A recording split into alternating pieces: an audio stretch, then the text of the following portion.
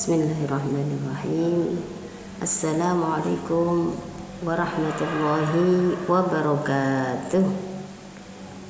Anak-anakku sekalian, bagaimana kabarnya? Semuanya sehat ya? Alhamdulillah. Pesan ya, gembira sekali ya, senang sekali bisa bertemu kembali dalam materi kita fikih ya di semester 2 ini. Pesannya harap kalian semua tambah semangat ya di tahun yang baru ini. Semangatnya juga harus baru, semangatnya harus bertambah ya untuk mencari ilmu. Ya anak-anak semua di sini, kita semua ini telah diberikan nikmat oleh Allah Subhanahu wa taala, itu berupa nikmat sehat dan nikmat sempat. Kita diberi kesempatan untuk mencari ilmu. Alhamdulillah ya anak-anak semua. Mari di tahun 2021 ini kita harus lebih giat ya untuk belajar, lebih memperhatikan kembali pelajaran yang telah diberikan oleh masing-masing guru ya, biar nanti kalian semua mendapatkan ilmu yang manfaat. Oke, udah siap semua ya anak-anakku? Di sini materi kita hari ini yaitu nanti tentang kurban. Coba semuanya dipersiapkan dulu buku paketnya, buku salamnya dibuka ya. Buka materi kita hari ini yaitu kurban. Sudah ketemu semua? Materi kita hari ini yaitu di halaman 89 ya. Coba kita lihat di halaman 89. Sudah ketemu semua? Oke. Kalau sudah, ya kita simak dulu materi kita. Kalian dengarkan busana ya. Nanti setelah itu kalian ulang-ulang kembali, nanti akan busanya kasih catatannya ya, karena kalian semua belum mempunyai ya, belum pegang buku salamnya ya hari ini ya. Busanya lupa ya berarti kalian dengarkan busanya dulu ya. Setelah itu nanti akan ada catatan dari busanya, akan busanya fotokan. Oke ya. Sekarang kurban. Kalian sudah pernah ya atau hampir setiap tahun melihat di masjid, di lapangan gitu ada penyembelihan hewan kurban. Apa tuh itu kurban? Kalian semua sudah tahu apa itu kurban? Mari coba kita lihat pengertian kurban. Anak-anak semua, kurban ini berasal dari bahasa Arab yaitu qoroba yaqrobu kurbanan, yang artinya mendekatkan ya. Jadi kurban itu artinya mendekatkan ya. Sekali lagi, kurban secara bahasa artinya yaitu mendekatkan. Sedangkan menurut istilah, kurban adalah menyembelih hewan kurban yang bertujuan untuk mendekatkan diri kepada Allah Subhanahu wa taala sebagai rasa syukur atas nikmat yang diberikan oleh Allah kepada kita. Jadi nanti anak-anak kalau ada soal jangan keliru jawabnya nggih. Kalau kemarin itu secara bahasa dan arti kata bahasa Arabnya itu banyak yang kebalik-kebalik ya.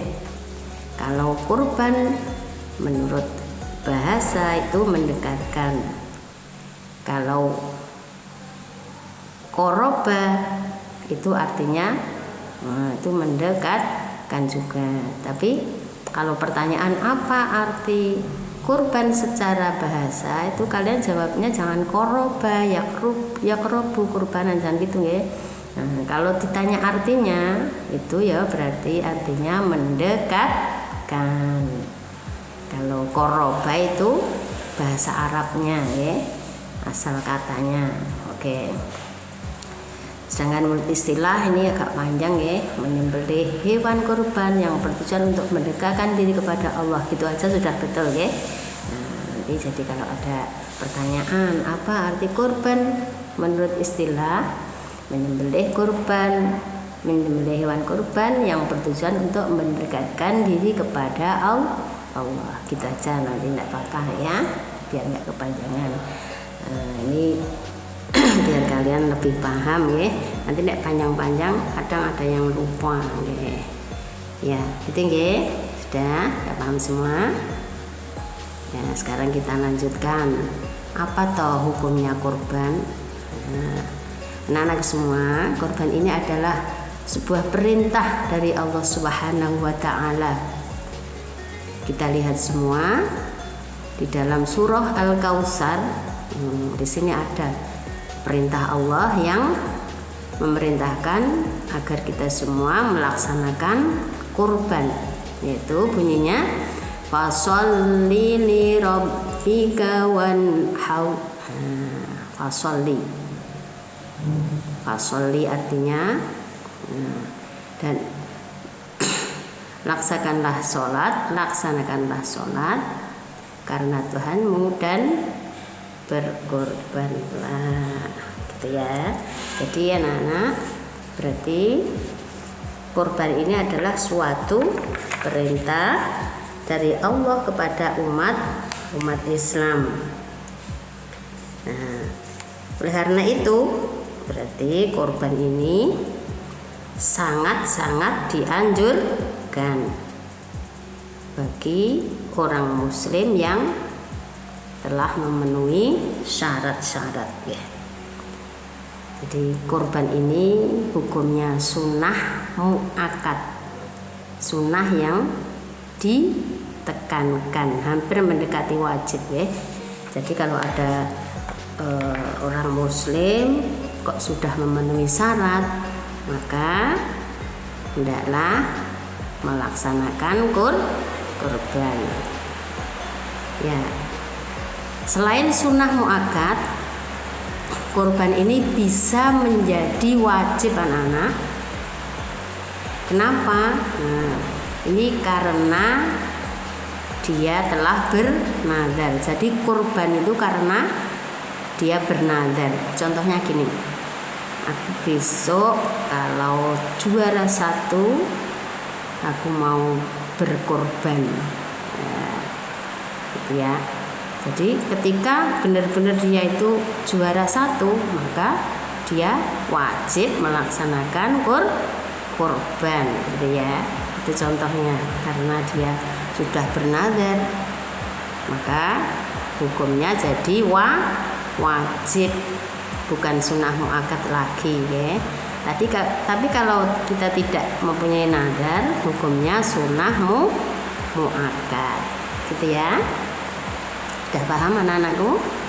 Ya, coba kita ulangi lagi nanti biar tambah paham bahwa kurban ini hukumnya sunnah muakkad, bisa menjadi wajib apabila kita telah bernazar. Seseorang bernazar untuk berkorban, itu menjadi wajib ya.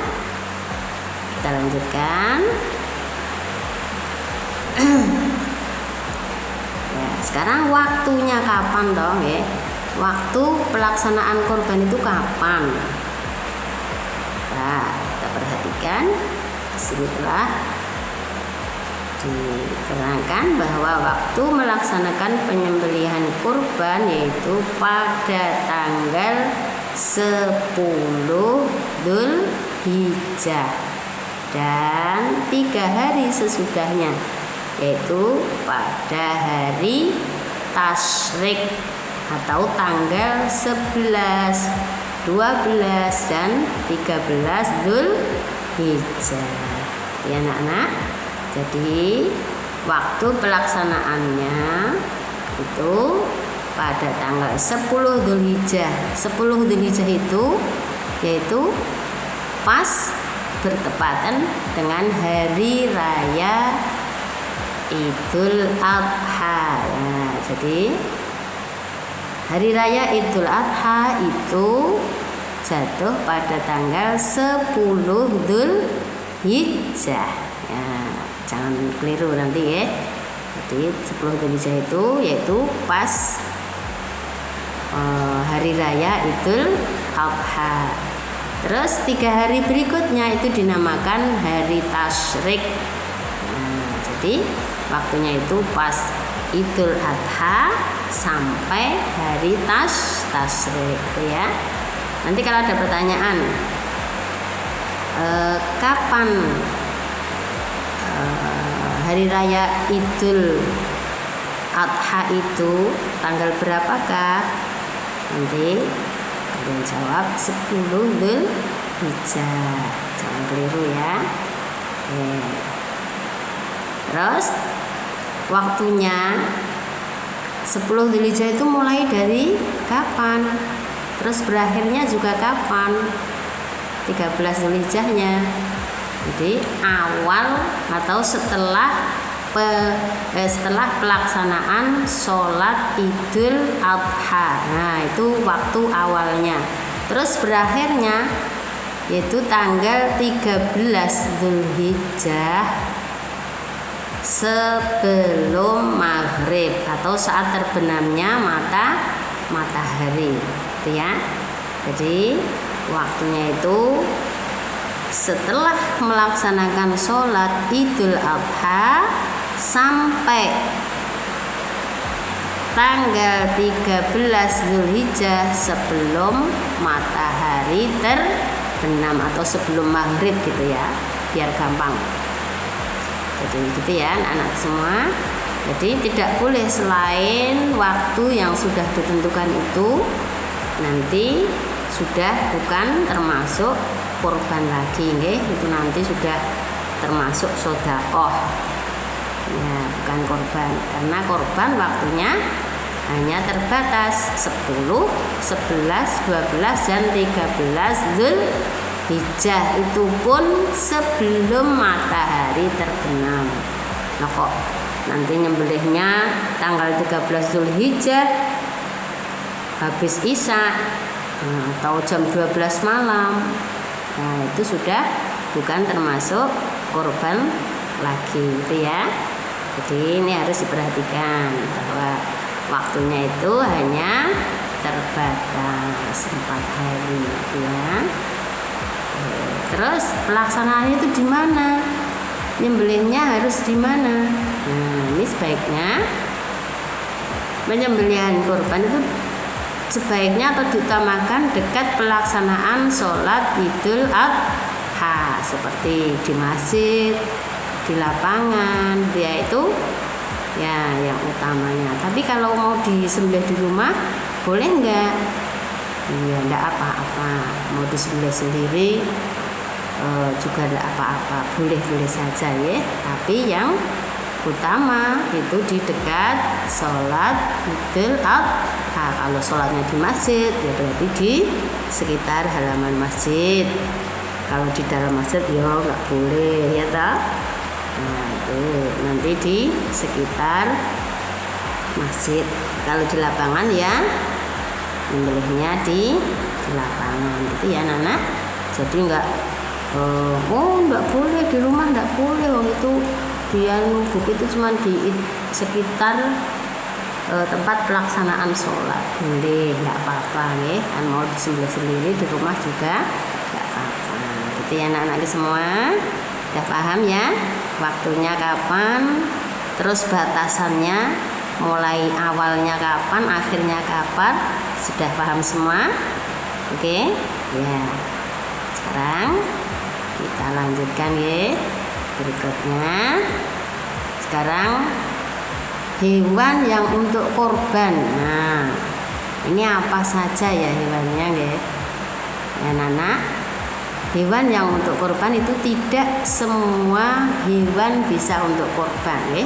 Di sini telah diterangkan bahwa hewan yang yang boleh untuk korban yaitu hewan ternak.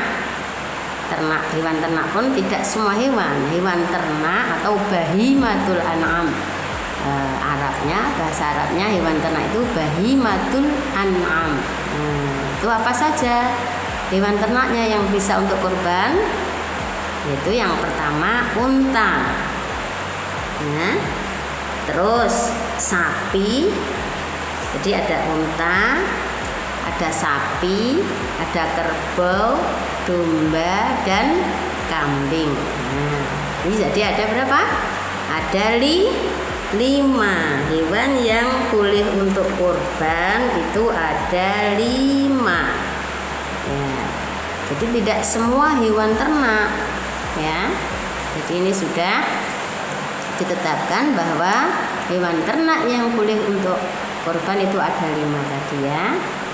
Terus untuk ketentuan umurnya, nah di sini juga tidak baru 1 bulan buat korban, itu tidak, ya. Jadi ada ketentuannya, nanti kita lihat, ya. Terus ini untuk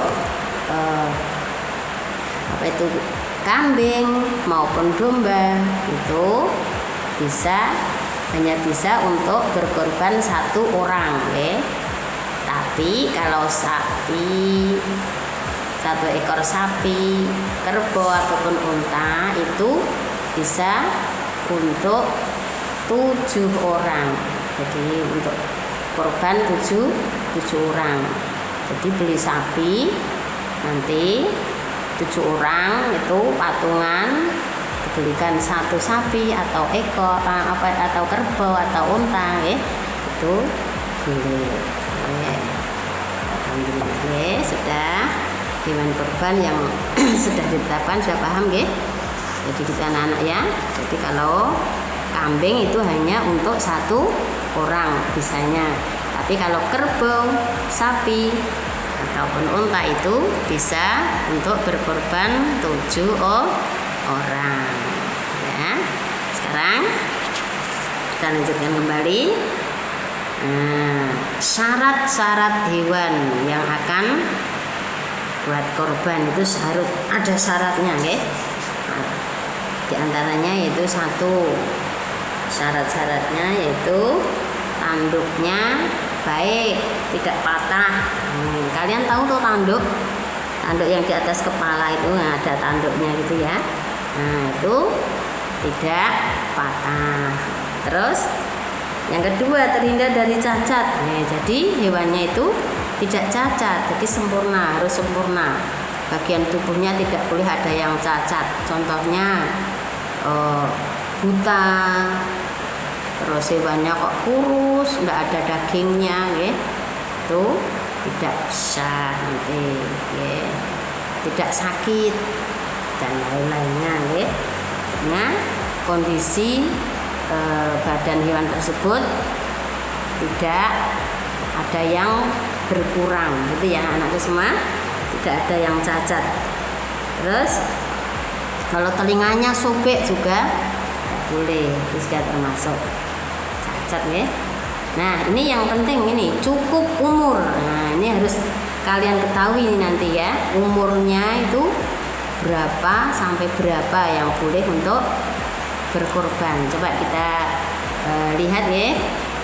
Yaitu kalau domba itu di sini diterangkan yaitu antara umur 6 bulan sampai 1 tahun. Nah, ini ada beberapa pendapat, ya anak-anak semua.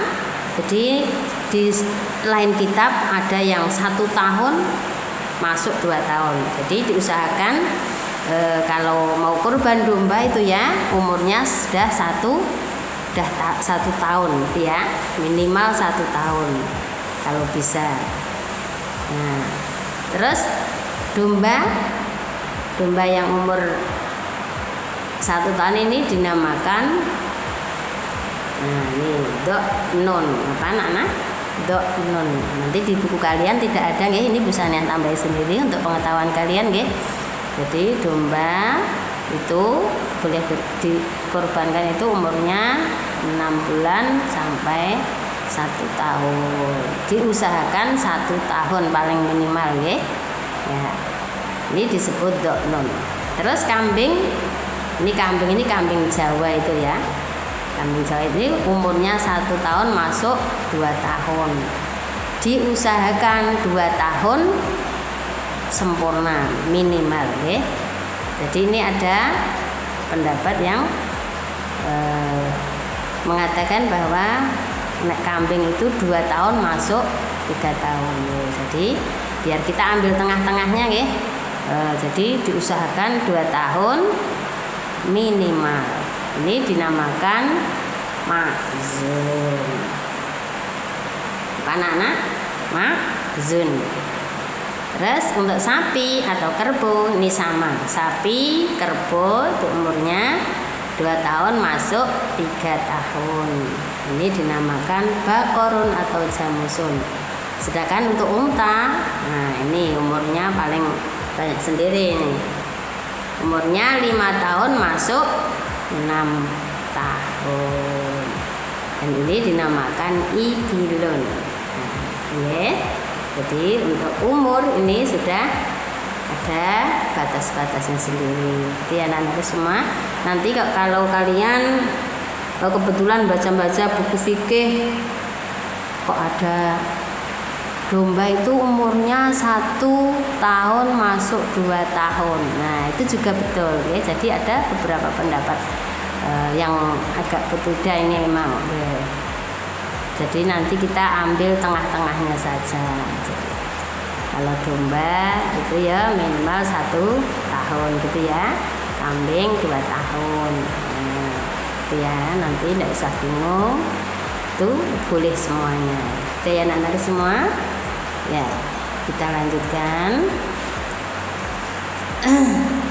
Sekarang hal-hal yang dilakukan saat penyembelihan hewan kurban.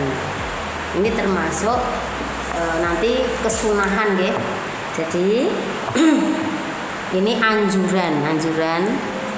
Ini hukumnya sunnah. Jadi nanti kalau kita laksanakan, kita akan mendapatkan pahala. Di antara sunnah-sunnahnya atau hal-hal yang dilakukan saat penyembelihan yaitu 1. Lihat, membaca basmalah. Yang kedua, membaca takbir Allahu Akbar. Betul bacaan takbirnya. Terus yang ketiga itu membaca sholawat Nabi. Allahumma sholli ala Sayyidina Muhammad ya. Sudah hafal semua ya sholawat. Terus yang keempat, menghadapkan hewan ke arah kiblat. Menghadapkan hewan ke arah kiblat. Jadi kalau mau disembelih tuh dipapankan dulu, dihadapkan ke kiblat. Gitu ya. Kiblat itu kalau seperti kalau kita mau sholat itu kan kita menghadap ke kiblat. Terus yang kelima, membaca doa ketika menyembelih hewan. Ini baca doa ya. Rabbana taqabbal minna innaka antas samiul alim. Tapi di sini tidak dituliskan ya, biasanya tambah sendiri. Oke.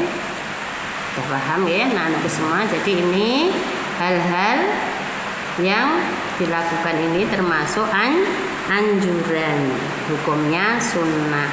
Gitu ya anak-anak. Oke. Ya.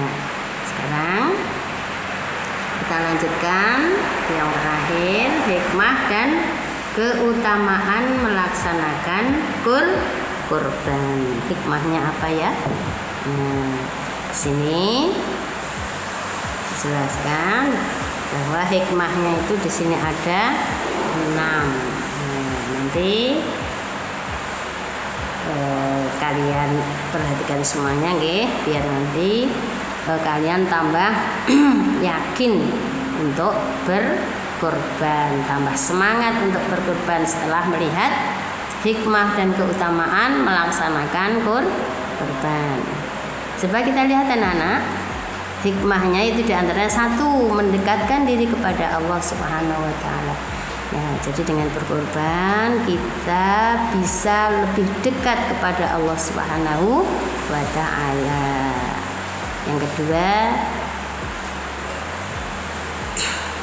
Yang kedua menyemarakkan syiar Islam.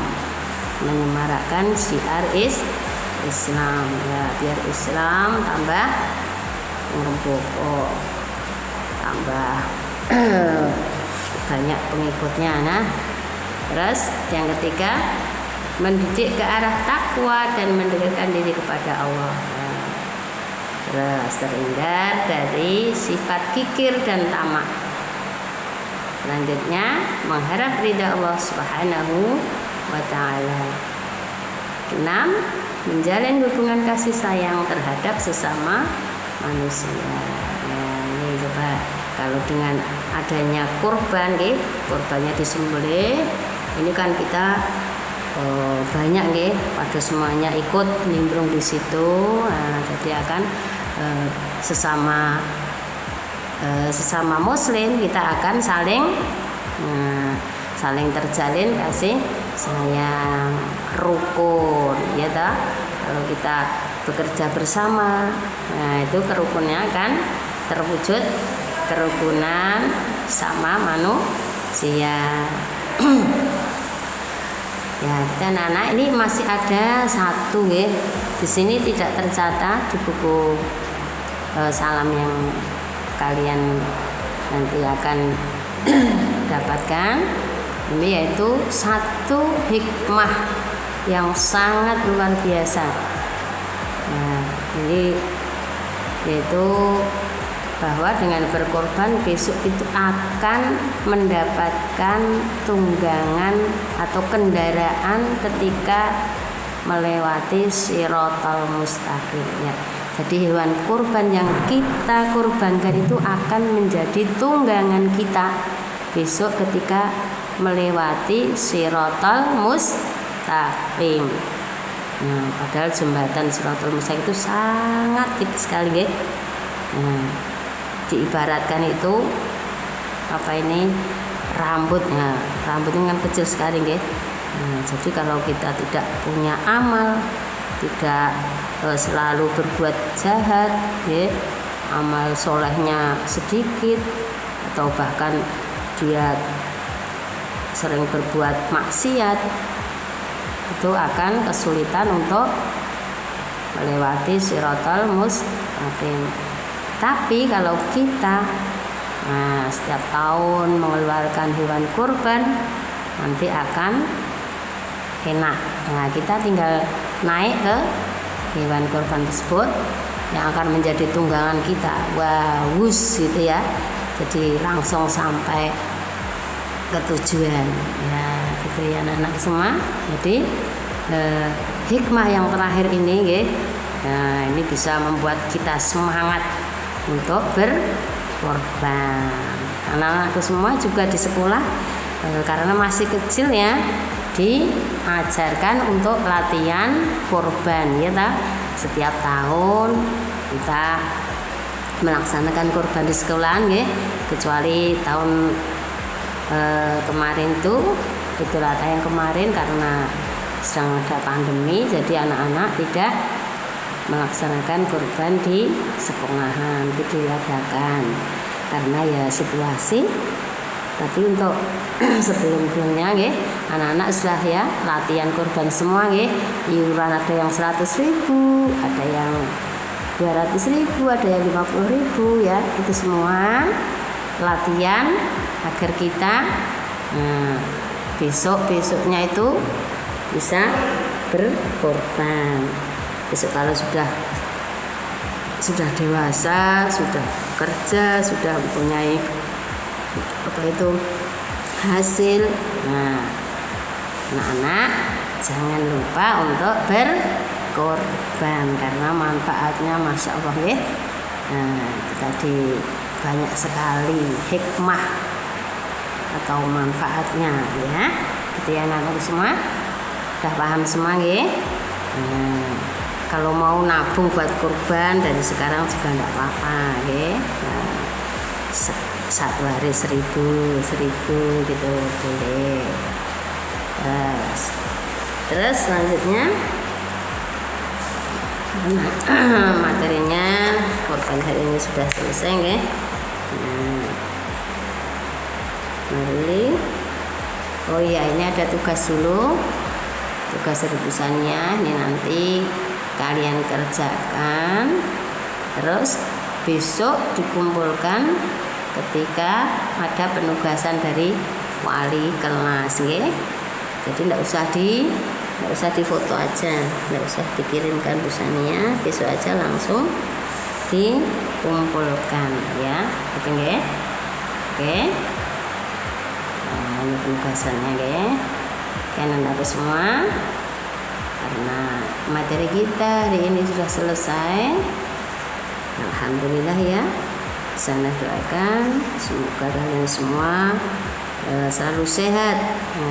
Hari ini mendapatkan ilmu yang manfaat, yang berguna buat besok ya, bekal hidup kalian. Oke. Dari busana sekian dulu ya. Bila ada kekeliruan itu dari busana, kalau ada kekeliruan itu dari Allah Subhanahu wa taala. Cukup sekian. Assalamualaikum warahmatullahi wabarakatuh.